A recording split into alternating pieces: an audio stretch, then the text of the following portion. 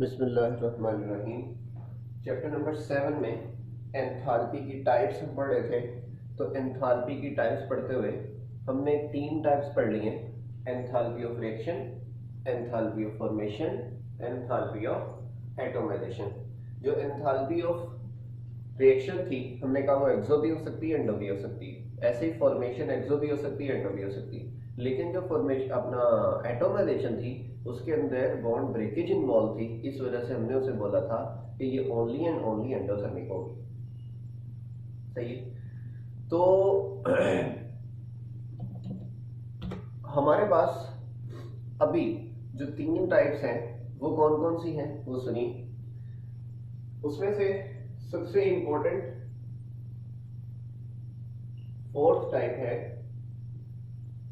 Enthalpy of neutralisation. अब neutralisation जैसे कि आप हजरात को पता है कि एसिड बेस का चक्कर है।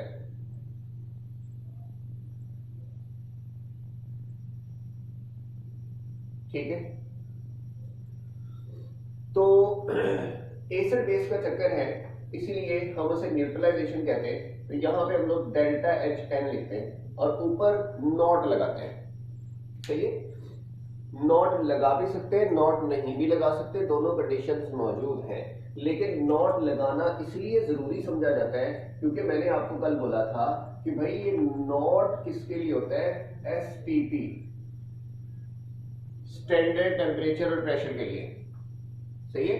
जब स्टैंडर्ड टेम्परेचर और प्रेशर ना रखा जाए, किसी भी टेम्परेचर पे की जाए, तो फिर सिर्फ डेल्टा H बोले। और अगर आपको श्योर है कि आपने एसटीपी पर ही काम करना है तो आप डेल्टा H लगाएंगे। तो मोस्टली हम एसटीपी पे ही करते हैं। सही है। एंथैल्पी ऑफ न्यूट्रलाइजेशन, जैसे कि आपको पता है न्यूट्रलाइजेशन बोले तो acid plus base gives you salt plus water. सही है। और साथ में क्या निकलती है? हीट निकलती है। ठीक है। क्या ऐसे लिख रहे हैं? हीट रिलीज होती है। ये जो हीट रिलीज होती है इसके दौरान that is known as heat of या एंथैल्पी ऑफ न्यूट्रलाइजेशन। मतलब अब हम लोग लिखते हैं इसकी definition. The amount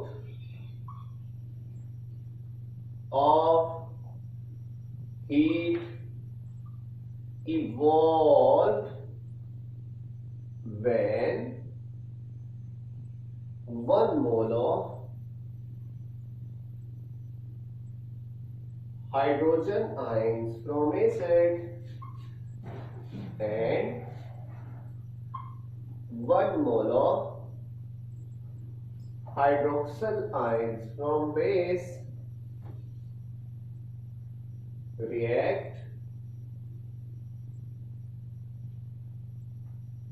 with each other to give 1 mole of water in an acid base reaction is called enthalpy of neutralization. सही है। न्यूट्रलाइजेशन। ठीक है। तो हमने उसे न्यूट्रल करने का प्रोसेस ये समझना है। सुनिए, इसमें मैंने एक वर्ड लिखा इवॉल्व, यानी कि यहां पे एब्जॉर्ब का चक्कर ही कोई नहीं है। यहां पे एब्जॉर्ब का चक्कर ही कोई नहीं है। ठीक है। तो कोशिश करें सुन सुन के लिखें। सही। अब इसमें होता क्या है? हाइड्रोजन आयन मिलते हैं और हाइड्रोक्सल आयन मिलते हैं और बनता क्या है जी? वाटर बनता है। मतलब मैं जरा इसे थोड़ा सा आसानी में इलेबोरेट करना चाहता हूं। देखो H plus ions, OH negative ions, ये मिलकर बनाते हैं H2O। इसलिए जो एंथैल्पी निकलती है वो है -57.4 किलो जूल पर मोल। ठीक है। अब क्योंकि सारे एसिड H प्लस देते हैं और सारे बेस OH नेगेटिव देते हैं, इस कारण, इस वजह से सारों ने क्या बनाना है, वाटर बनाना है। ठीक है। तो हम लोग कहते हैं क्या कि भाई ये वाली जो चीज है ना, ये कांस्टेंट है for all strong acids and bases.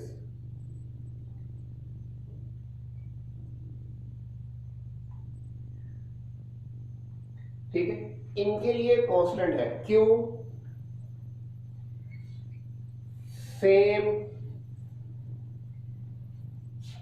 Chemical change होती है सबके दौरान, केमिकल चेंज क्या होती है, सेम होती है, मतलब सब में यही कॉमन है।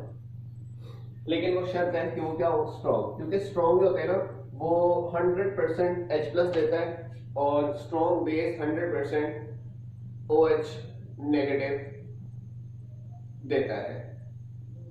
सही है, ठीक है ना।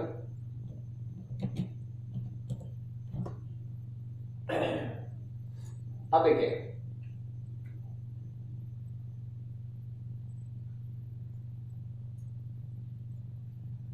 मैं इसके एक एग्जांपल लेता हूं, प्रैक्टिकल एग्जांपल। लाइक एसिड है HCl, लाइक बेस है NaOH,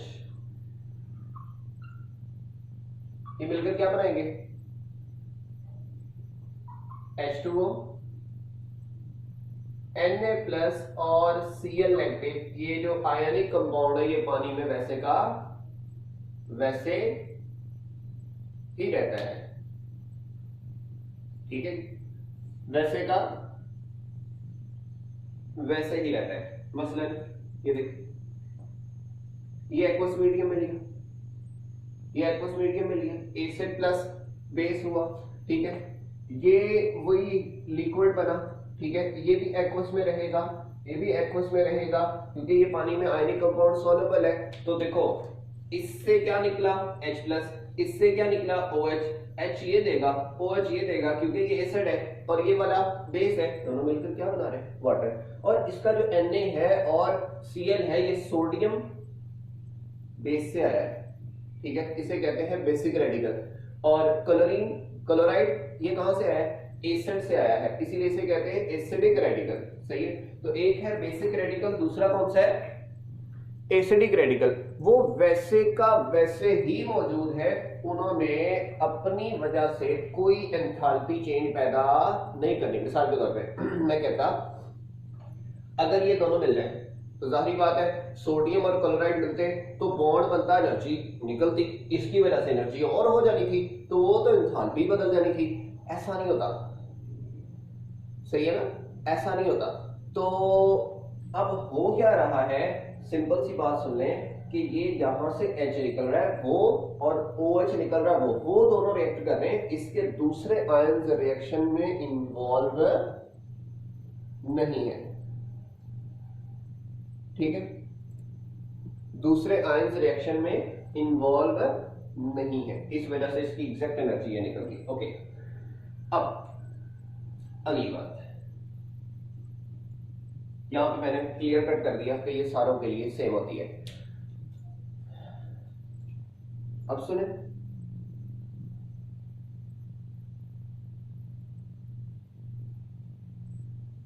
acids having enthalpy of neutralization less than 57.4,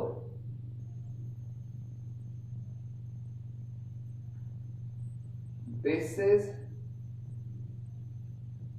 having enthalpy of neutralization less than 57.4। अब बाकी सारे जो स्ट्रॉन्ग एसिड है उन सब की कितनी है, 57.4 है। ओके, इतनी निकलनी क्योंकि सब ने एच देना और OH देना है, दैट्स इट। अब मैं थोड़ा सा अपना एंटीटेस्ट पॉइंट ऑफ व्यू से भी डिस्कस करने लगा हूं कि किन एसिड्स की एंथैल्पी ऑफ न्यूट्रलाइजेशन कम होती, लाइक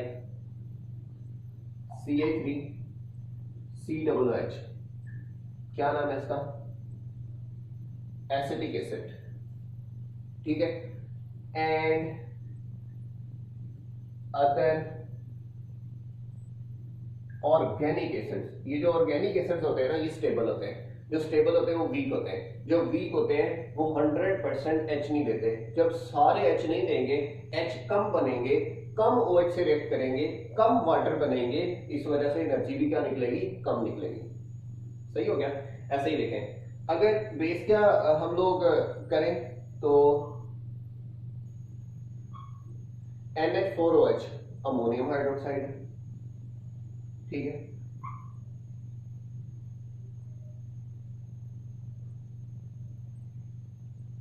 अमोनियम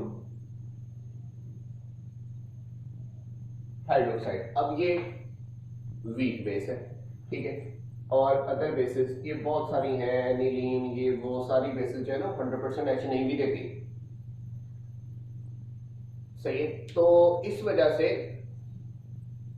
हमारे पास ये क्लियर कट एक चीज मौजूद है कि जिनकी न्यूट्रलाइजेशन -57 से कम आ रही है, इसका मतलब है कि वो सारे के सारे वीक हैं। वीक का मतलब है कि डोंट गिव H+ या OH नेगेटिव 100%, वो 100% H+ या OH नेगेटिव नहीं देते, जिस वजह से उनकी हीट ऑफ न्यूट्रलाइजेशन कम निकलती है, जिस वजह से हम लोग कहते हैं भाई इनकी एंथैल्पी हमेशा 57.4 से कम होगी, ठीक है। तो याद रखें, एंथैल्पी ऑफ न्यूट्रलाइजेशन तमाम एसिड की कांस्टेंट होती है। किन की, स्ट्रॉन्ग एसिड्स की। अगर एसिड वीक है, इसका मतलब वो H पूरे नहीं दे रहा। बेस वीक है, इसका मतलब वो OH नेगेटिव पूरे नहीं दे रहा, इसका मतलब उसमें H+ और OH नेगेटिव के निकलने की मिकदार कम है, तो इसका मतलब है वाटर के बनने की मिकदार भी कम है। तो जब वाटर कम बनेगा तो न्यूट्रलाइजेशन कम निकलेगी। लेकिन अगर स्ट्रॉन्ग एसिड है वो सारे H देगा, स्ट्रॉन्ग बेस है वो सारे OH देगा, उससे सारे का सारा ही वाटर बन जाएगा। तो जब वाटर बनता है तो इधर जो बॉन्ड फॉर्मेशन होती है, H+ और OH नेगेटिव में जो बॉन्ड फॉर्मेशन होती है, और बॉन्ड जब भी बनता है एनर्जी निकलती है, इस वजह से ये एनर्जी निकली है। इस वजह से ये सिर्फ एक्सोथर्मिक है, ये एंडो नहीं होता। और अगली बात मैंने बता दी कि ये सब के लिए कांस्टेंट है। क्यों, यहाँ पे H+ और OH नेगेटिव की अपना बॉन्ड फॉर्मेशन इन्वॉल्व है, इसके साथ अगर Na है या Cl है वो वैसे का वैसे पानी में रहता है, ये बॉन्ड शॉन्ड बनाता नहीं है, इस वजह से कोई केमिकल चेंज, कोई हीट चेंज नहीं आती। ओके, इसके बाद देखें,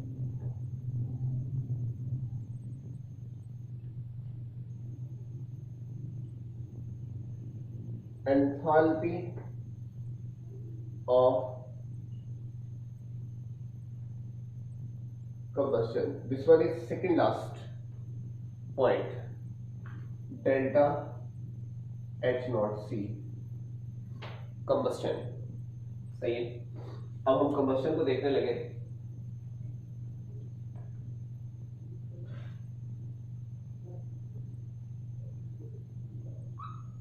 The amount of heat evolved, इसमें सिर्फ इवॉल्व आएगा।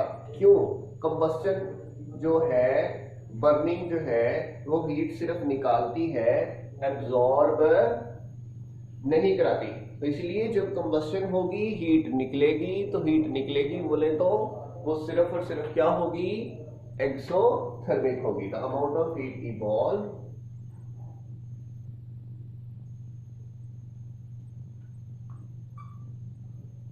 when 1 mole of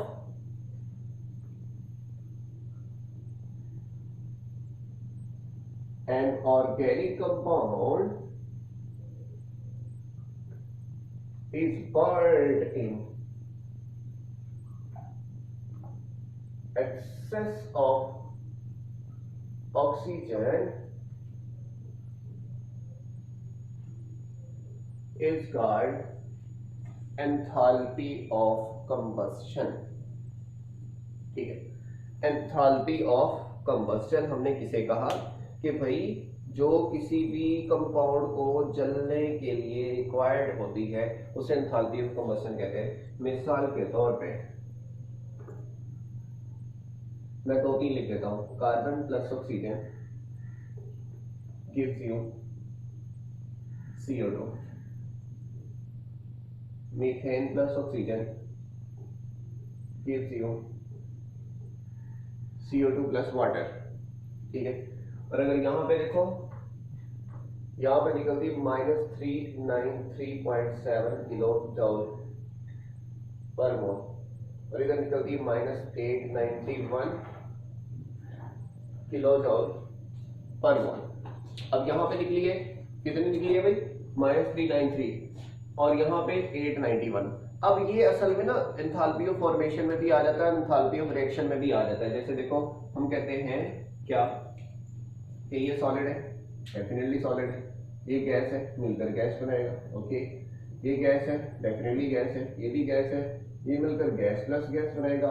ठीक है, जैसे मीथेन बोले तो CNG कंप्रेस्ड नेचुरल गैस, वो जो बर्न करती है उसके दौरान जाहिर बात है इंजन चलते हैं, अपना हीट निकलती है।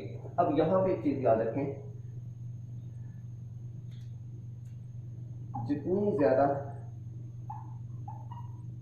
एटॉमिसिटी होगी उतने ज्यादा number of carbon hydrogen bonds होंगे। ठीक है, उतने ज्यादा number of carbon dioxide and water बनेंगे, उतनी ज्यादा एंथैल्पी ऑफ कंबस्शन होगी, उतनी ज्यादा enthalpy of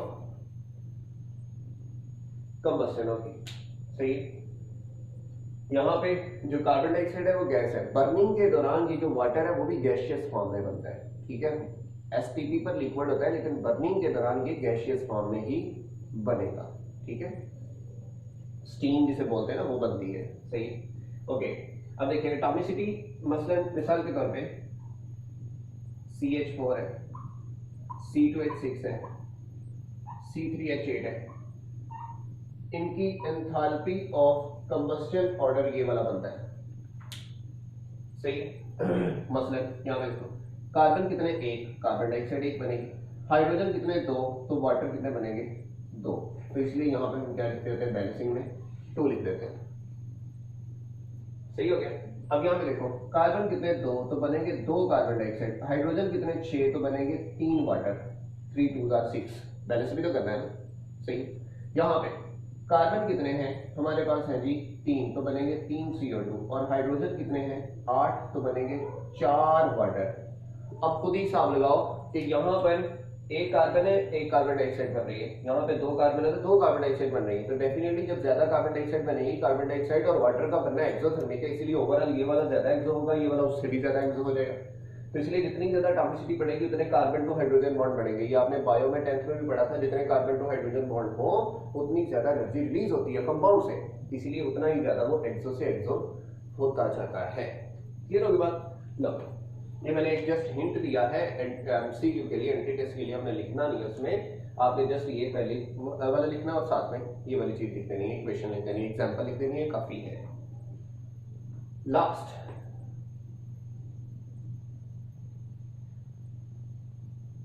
enthalpy of solution. अब यहां पे जो चीज याद रखनी है ना, यहां पे जो 1 मोल है ना वो किसका है? कंपाउंड है। बाकियों में हम लोग कहते थे 1 mole product, compound is formed, atom are formed, लेकिन यहां पे हम लोग क्या कहेंगे? यहां पे हम लोग कहेंगे कि 1 मोल किसका? इसका जो बर्न हुआ है, और ये किसमें होती है? एक्सेस में। जाहिर बात है बर्निंग के दौरान ऑक्सीजन किसमें होती है? एक्सेस में, और जो कंपाउंड होता है वो लिमिटेड रिएक्टेंट, लिमिटिंग रिएक्टेंट या लिमिटेड रिएक्टेंट होता है। Enthalpy of solution,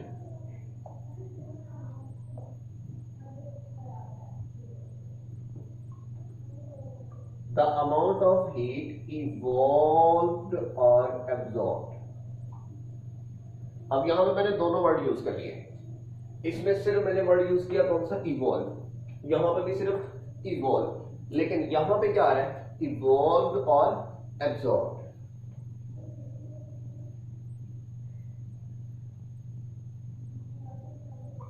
When 1 mole of solute is dissolved in excess of solvent, so that further dilution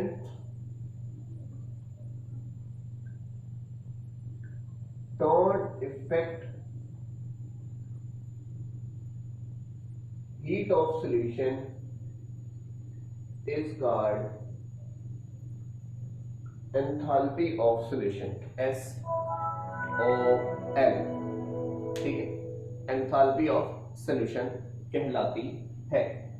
अब हम देखते हैं कि एंडो कब हुई, एक्सो कब हुई, किस तरह हुई, थोड़ी सी एग्जांपल ले लेते हैं ताकि हमें थोड़ा सा ना अंदाजा हो जाए।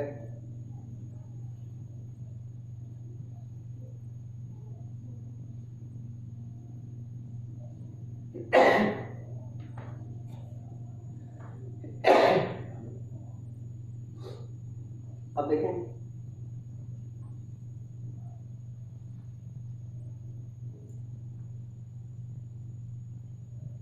ये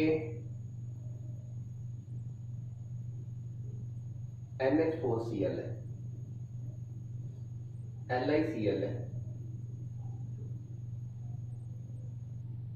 और NaCl है। ये मैंने 3 लिख दिए। पहला क्या लिखा जी, अमोनियम क्लोराइड NH4Cl, दूसरा क्या लिखा जी, लिथियम क्लोराइड, तीसरा क्या लिखा जी, सोडियम क्लोराइड। ठीक है, अब देखो ये सॉलिड, ये भी है सॉलिड, ये भी है सॉलिड। जब ये डिसॉल्व हो जाते हैं तो डेफिनेटली ये एक्वस मीडियम में चले जाएंगे। NH4Cl aqueous, lithium chloride aqueous, sodium chloride aqueous, सही है। आयंस में नहीं जाएंगे, आयंस में जाने वाली एनर्जी का नाम होता है लेटेस्ट एनर्जी। हमने वो तो करनी नहीं है, हमने तो जस्ट उसे सॉलिड से लिक्विड में डिसॉल्व करवाना है। सही है, सॉलिड से लिक्विड में डिसॉल्व करवाना है। तो सुनिए, इससे जो एनर्जी निकलती है वो है +16.2 किलो जॉल पर मोल।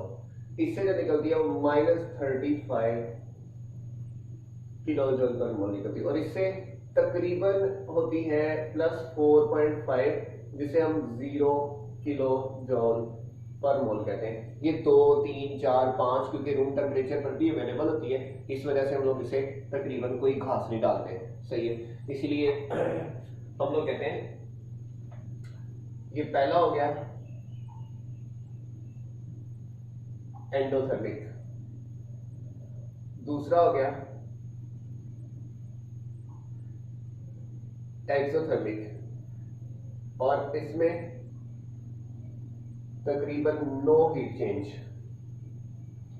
अब डेफिनेटली एक चीज है एक्सोथर्मिक, एंडोथर्मिक। एंडोथर्मिक का मतलब होता है हीट लेना, इसका मतलब हीट लेकर वो हल हो रहा है। तो इसका मतलब है, मैं कह सकता हूँ temperature directly proportional to solubility.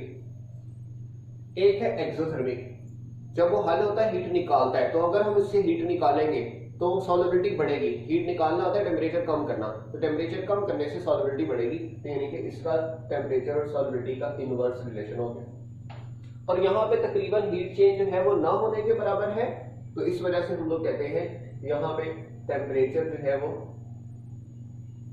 Independent है सॉल्युबिलिटी के। तो ये चीजें आपको एमसीक्यू में बहुत ज्यादा सपोर्ट करेंगी, एंट्री टेस्ट के एमसीक्यूज में आपको बहुत ज्यादा हेल्प आउट करेंगी। हर किस्म का मुश्किल तरीन एमसीक्यू भी हुआ, आप फौरन से उसे आसानी से हल कर लेंगे। यानी कि अगर आ जाए कि विच of the substance solubility increases with temperature, तो आपने एंडोथर्मिक वाला ढूंढ लेना है। डिक्रीजेस विद टेम्परेचर, तो आपने एक्सोथर्मिक वाला ढूंढ लेना है। इंडिपेंडेंट ऑफ टेम्परेचर, तो आपने जीरो चेंज वाला ढूंढ लेना है। अब एक्सो एंडो और ये कौन से हैं, ये चैप्टर नंबर 9 में सॉल्युबिलिटी कर्व्स के अंदर आपको सारी डिटेल समझा दी जाएगी। सही हो गया। अब यहां पर हमने 6 किस्म की पढ़ी है एंथैल्पी। पहला हमने पढ़ा एंथैल्पी ऑफ रिएक्शन, फिर हमने पढ़ा एंथैल्पी ऑफ फॉर्मेशन, फिर हमने पढ़ा एंथैल्पी ऑफ एटोमाइजेशन, फिर हमारे पास था enthalpy of neutralization, enthalpy of combustion और एंथैल्पी ऑफ सॉल्यूशन। ठीक है, ये 6 किस्म के हमारे टॉपिक का हिस्सा रहे। अब जो इसमें ज्यादा एमसीक्यू आते हैं, सही है। एंथैल्पी ऑफ रिएक्शन बताओ, एंडोथर्मिक होता है एक्सोथर्मिक, ये पॉजिटिव भी है नेगेटिव भी है, दोनों ही हो सकते हैं। फॉर्मेशन ये पॉजिटिव भी है और नेगेटिव भी है। एटोमाइजेशन ये सिर्फ पॉजिटिव होता है, क्यों, इसमें बॉन्ड ब्रेकिंग इन्वॉल्व होती है।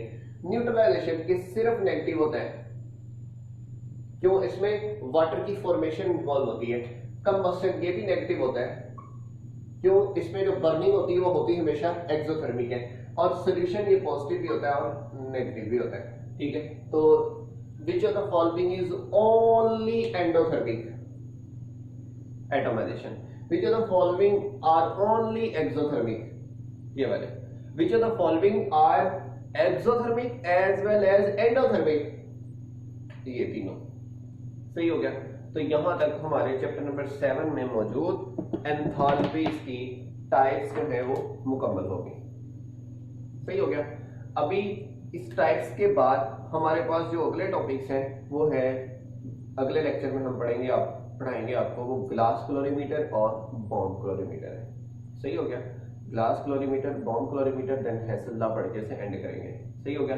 तो यहां तक कोई भी क्वेश्चन हो तो आप अभी कर सकते हैं। Thank you very much.